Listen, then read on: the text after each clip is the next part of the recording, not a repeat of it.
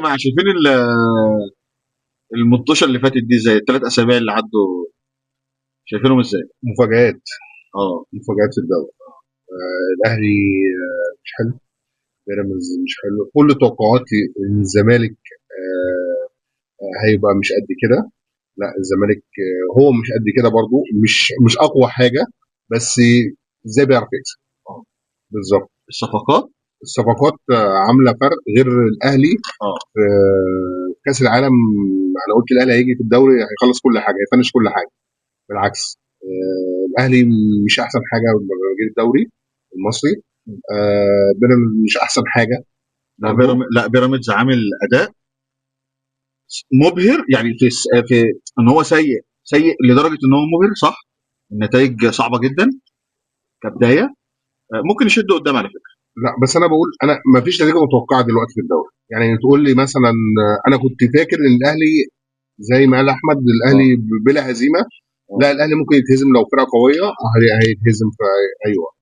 طب اديني حقي، لان انا قلت لك لما احنا اتكلمنا قبل كده في صح. الموضوع ده قلت لك الاهلي مش هيعمل كده خالص. وكانت انتوا كنتوا بتراهنوا على نسخه الاهلي في كاس العالم، لكن هو في الدوري المصري مش بيلعب في كاس العالم، فاللعيب بس اللعيب مش عارف يديك الاداء ده، ولا ايه يا سلمي؟ هو المشكله مشكله مدرب. الاهلي مشكلته مدرب. المدرب ده ما بيعرفش فعلا يلعب تكتلات. اه. ما عندوش فكره، ما عندوش خطه، ما فيش جمله. الله يفتح عليك. ما فيش انت جمله مش شايف جمله في الملعب بتتنفذ او حتى بتحاول اول يحاول ماتش ينفذها؟ كسبناه ماتشين ثابتين. اول ماتش كسبناه اللي هو تاني ماتش يعني كسبنا اول ماتش مع فيوتشر، اه. وبعدين الماتش الثاني بضربتين اه. راس.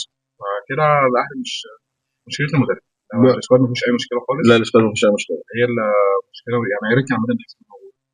انا كان كنت بتمنى ان عماد النحاس يبقى موجود. كان موجود في كاس العالم. انا بصراحه بس بقى بتمنى لكم وصلنا علي ماهر. للاداره بقى ايه، ما تسيبناش بقى كل ده مثلا لحد ما نخسر بطوله مثلا وعشان تريح. ومعاك الاستحواذ ده لازم كله تخسر لازم بطوله. لازم التغيير يبقى في اسرع وقت. بس يعني يا رب يكون في توقف الدوري ده. بس انا هقول في لك على فرصه حاجه. كبيره اسبوعين تقريبا. استحاله الاهلي استحاله يعمل كده. يعمل ليه كده. مش هيعمل كده ما فعلا؟ هو الاهلي عارف انت، هو روتين ان انت لازم تاخد تجربتك لحد الاخر. بس طب ما خسرنا كاس العالم طب ما مثلا، هو انا كنتش هاخده ما بس عملتش بس نتيجه، ما صح. عملتش نتيجه وما صح. ما عرفتش اتاهل، رغم ان صح. كان ممكن جدا اتاهل. صح. وانت المجموعه بتاعتك كانت تسمح ما لك انت ان انت عندك تتاهل. البطوله الافريقيه أيوة. السنه اللي فاتت كان المفروض يغير كولر، ما غيروش. قال لك لا هكمل بيه. هكمل بيه انا مش عارف، بس مش عايز وخسرنا يحصل. بطوله. مش عايز وخسرنا يحصل بطوله. كده بس دي مش حاجه هو كويسه. تعنت هو تعنت اداره الاهلي ان هي تكمل المرحله للاخر. امبارح دي اصلا كان مشكله. في هتافات في كبير الاهلي في المحله. ايوه. ايوه بعد الماتش كان في اتفاق جامده جدا. ليه بقى؟ آه علشان الاداء او في اخطاء في الاداره كتير حصلت، زي منها علي معلول. يعني هو مثلا الخطيب، كابتن الخطيب طبعا مش فاهم انه انت عمال تغلط. يعني مثلا انت لما غبت في ماتش الزمالك السنه اللي فاتت الجمهور غضب، بس انت رضيته بزيزو، خلاص. وخدت فالجمهور الدوري فتعوضني انا كده كده خدت الدوري. الجمهور قاعد مش متربص لك، شايف ان غلطاتك كتير قوي وكبيره قوي. يعني مثلا اخرهم علي معلول. انا شايف ان الاهلي بتعمل كده في ذنب علي معلول. اه والله. والله علي بجد. علي معلول ده علي معلول ده كارثه انه يمشي. انت بتشوفه دلوقتي هو عامل ازاي. لا لا بقى ده لعيب اللي انت قلت عليه مبطل. لا، هو صعب. عيب صعب. بالاداره الصراحه. انا شايف برضو بيراميدز السنه دي برضو مش احسن حاجه. مفاجاه بالنسبه لي بيراميدز السنه دي. بيراميدز اه. مفاجاه بالنسبه لي. فرقه عاديه جدا. اه، مفاجاه بالنسبه لي. واقل من العاديه. ومفاجاه بالنسبه لي برضو. بس على فكره بيراميدز جاي مع بطوله افريقيا ومع هيبقى بيراميدز جاي.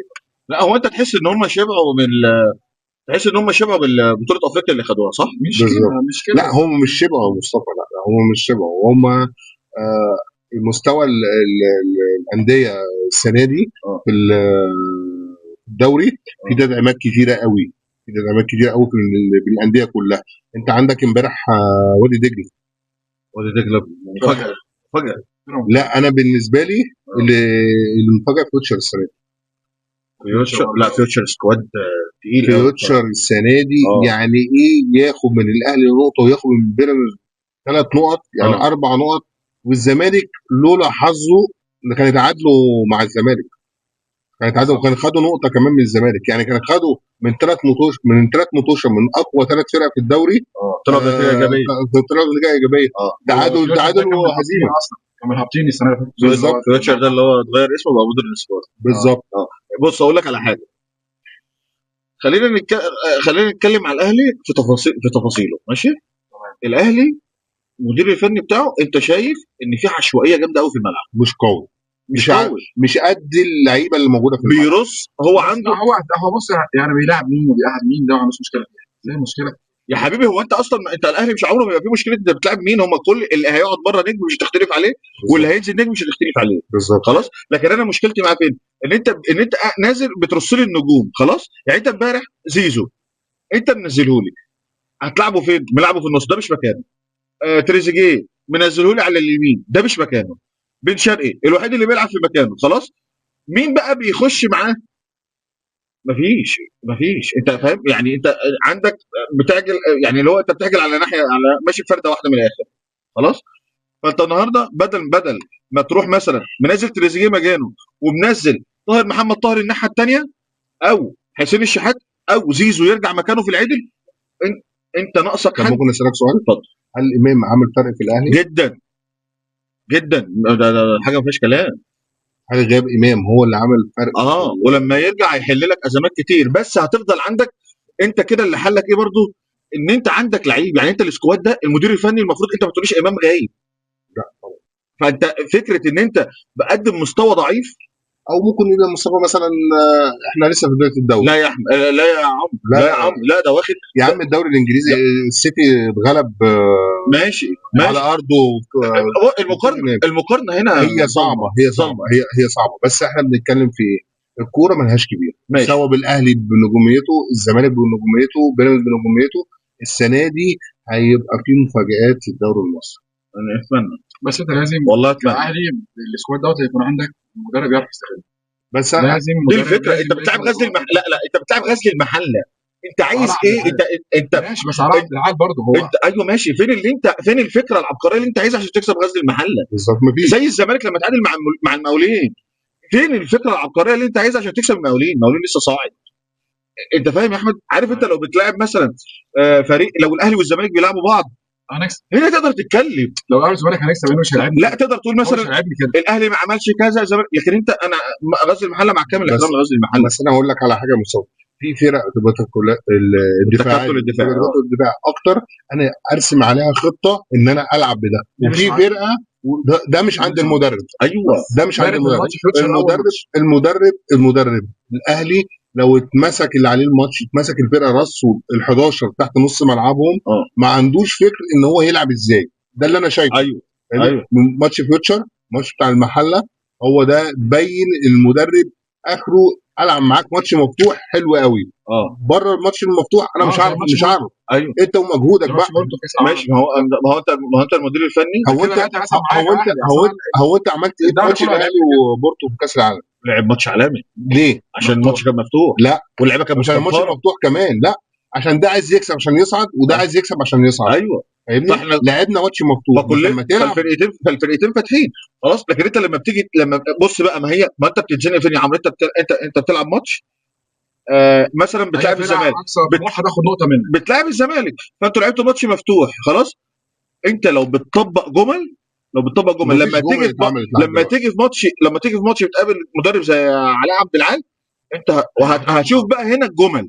انت فريق مرصوص لك ورا. خلاص، هو حافظ ان هو راح عامل استرتش للملعب، ودي حركه صح. خلاص، عشان بدل ما بيدافع في حته قد كده يدافع في حته قد كده. بس في فرص من الاهلي ضاعت كتير برضه، ده جدا. برضه. لا لا، بس هقول لك على حاجه. انا عارف بقى، لو انا شفت من الاهلي امبارح شراسه، انا كنت اقول لك عارف انت لما تطلع من ماتش، يعني ساعات الزمالك بيبقى خسران ماتش او متعادل ماتش، انا اشوف اللعيبه عملت اللي عليها انا كده مفيش حاجه تتعمل اكتر من كده. المرحله دي انا ما وصلتلهاش مع الاهلي امبارح. الاهلي فريق مش شرس، بالعكس، ده حسام البدري بالصفقات اللي كانت معاه كان الاهلي فريق شرس جدا. صح ولا لا؟ كان بينزل ماتش الزمالك ده هو كسبان 2-3، بتلاقي الفريق. انا بقى امبارح ما شفتش كده، ما شفتش ايه؟ عارف الحركه بتاعت علي معلول اللي هو بيروح عاملها في اخر ربع ساعه مثلا لما يبقى الفريق متعادل، علي معلول يضغط فبيروح مطلع الفريق كله قدام ويفضل يبعت عرضيات. انا ما شفتش كده خالص. عشان كده لما بتيجي تقول لي مين حد بيلعب ناحيه الشمال ولا حد بيلعب، انا بتكلم على كواليتي اللعيبه ده. الاهلي ما ينفعش معاه غير كواليتي اللعيبه ده. ما ينفعش لما اسامه ابو علي يمشي تيجي تقول لي اصل شريف جه. لا، ما ينفعش تقول لي كده. انت عايز حد بنفس الكواليتي. انت لسه تلعب افريقيا، صح؟ لسه تلعب بطوله عربيه، لسه تلعب بطولات كتير، ولسه احنا برضه في اول الدوري، احنا برضه مش شايف له بوادر يا عم. لا بس هي جايه. ايوه، فين البوادر بتاعت المدرب يا سلمي؟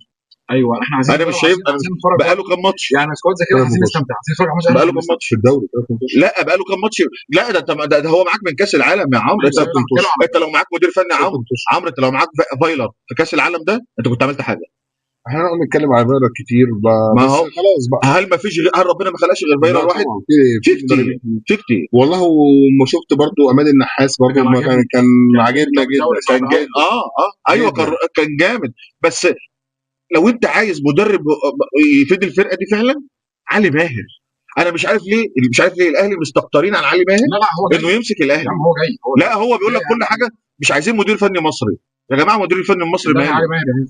في فتره ايوه كان المدير الفني المصري مش قد كده، لكن انت النهارده عندك بدل الحل 10، عندك عماد النحاس، عندك علي ماهر، عندك لعيبه كتير، عندك مدربين كتيره جدا تقدر لو اديتهم الثقه بتاعت الاجنبي ومثلا قال لك عايز بقى معد بدني اجنبي، هات له جهاز اللي هو يطلبه. ادوات ما تجيش تقول له انت بتلعب، اولا انت هتيجي تدرب من غير فتره عقد. مؤقته. لا ده بص، ده من غير عقد، ويبلع للجمهور فكره فتره مؤقته. طب لو نفع، انت بقى بتقول للجمهور فتره مؤقته، بس انت بادارتك انت شايفه انه ايه، انا هسيبه فتره، لو كسب كام ماتش هسيبه يمشي، ايه صح ولا لا؟ وعماد النحاس كسب الدوري وماتشات صعبه وماتشات كانت حلوه قوي، عشان انت كنت وفي اخر ماتش برضه ايوه ماتش مكسب باداء لا مش مكسب مكسب بأداء. بس. وكسبت ارقام هو باهداف كتير. بأهداف كتير. واداء حلو دي جدا زي نقطه. ما بنقول. الحاجه الثانيه بقى، انت مثلا هو ليه جاب ريبيرو؟ عشان انت رايح كاس العالم، فانت عايز بص، عقده خوارج. عارف عمل زي ايه؟ لا عمل زي في منتخبات عربيه كانت بتيجي، منتخبات كبيره طبعا مش هينفع نقول الاسم، كانت تيجي مثلا قبل كاس العالم، مش لا ينفع نقول، السعوديه تيجي قبل كاس العالم تغير المدير الفني وتغير، رغم ان هو اللي موصلها، يخشوا كاس العالم ما يعملوش اي حاجه. طب ما هو الهلال جاب قبل كاس العالم انزاجي وعمل معاه فعلا مسرحيه كانت حلوه جدا. الكواليتي بقى لا، الفئه اللي انت بتتكلم فيها دي عامله ازاي؟ ده ينزل يلعب على طول، ده مش هياخد سنه. انت عشان بتجيب مدير فني اصلا يا سلمي، المفروض بتدي له موسم وبتشوف هو بيحاول يجرب، يعني خليك تصبر عليه، اللي انت شايف بعينك في الملعب هو بيحاول يطبق حاجه لسه ما ظبطتش، انت بتستنى عليه لحد ما تظبط.